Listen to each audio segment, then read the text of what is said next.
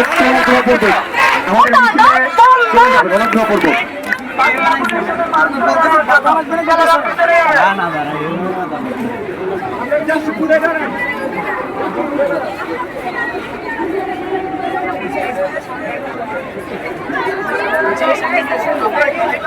রিক্সাটা আগাচ্ছে, একটু সাইড দেন, অনুগ্রহ করবো একটু সাইড দেবেন। আপনারা যারা আছেন রিক্সাটা একটু যেতে দিবেন, অনুগ্রহ করবো রিক্সাটা যেতে দিবেন, রিক্সাটা যেতে দিবেন, অনুগ্রহ করবো।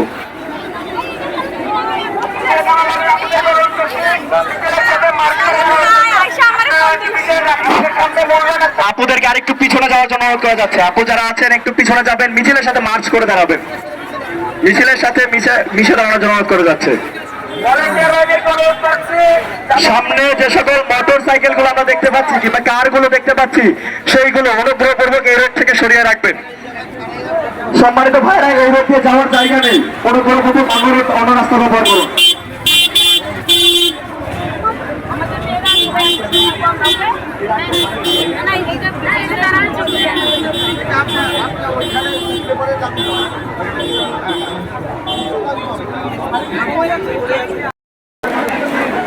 বাংলা প্রকেট সফল করো, ৭১-এর পথ ধরো, বাংলা প্রকেট সফল করো, ৭১-এর পথ ধরো।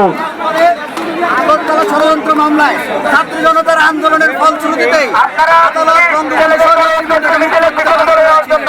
আমরা বিশ্বাস করি সংবিধান কোথাও কোঠার কথা বলে নাই, সংবিধান বলেছে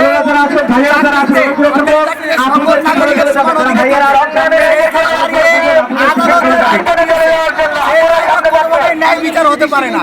আমরা সেই আপনাদের ব্যানারের সামনে কেউ থাকবে না, আপনাদের ব্যানারের সামনে কেউ থাকবে না, সকলকে সরে যাওয়ার অনুরোধ করা হচ্ছে।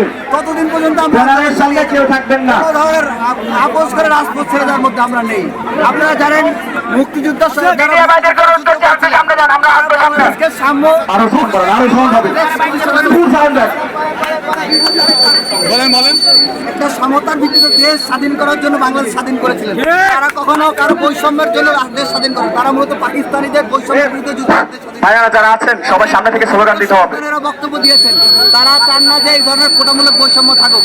সেখানে দাঁড়িয়ে যারা বলতে চাচ্ছেন যে মুক্তিযুদ্ধের কোটা বাতিলটা বা অযৌক্তিক, আমরা বাতিল বলছি না, আমরা চাচ্ছি সংস্কার ন্যূনতম পর্যায়ে নিয়ে আসা। যে কোটাটা 56% আছে, আমরা চাচ্ছি সেটাকে ন্যূনতম পর্যায়ে নিয়ে আসে। যতদিন পর্যন্ত সেটা ন্যূনতম পর্যায়ে নিয়ে এসে সংস্কার না করা হবে, ততদিন পর্যন্ত শিক্ষার্থীরা রাজপথে থাকবে, আন্দোলন করে যাবে, তারা রাজপথ থাকবে। আরে না,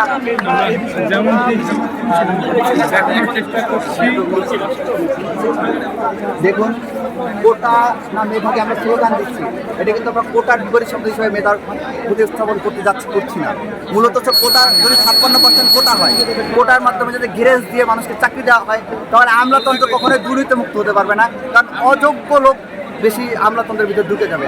আমরা চাচ্ছি যে মেধাবী শিক্ষার্থীরা এই চাকরিতে জয়েন হোক, মেধাবী শিক্ষার্থীরা যখন চাকরিতে যুক্ত হবে তখন হচ্ছে একটা প্রতিষ্ঠান সুন্দরভাবে চলতে হবে। তো 56% যদি শুধু কোটার ভিত্তিতে হয়, মাত্র 40% যদি মেধাবীদের থেকে নেওয়া হয়, তাহলে তো সেটা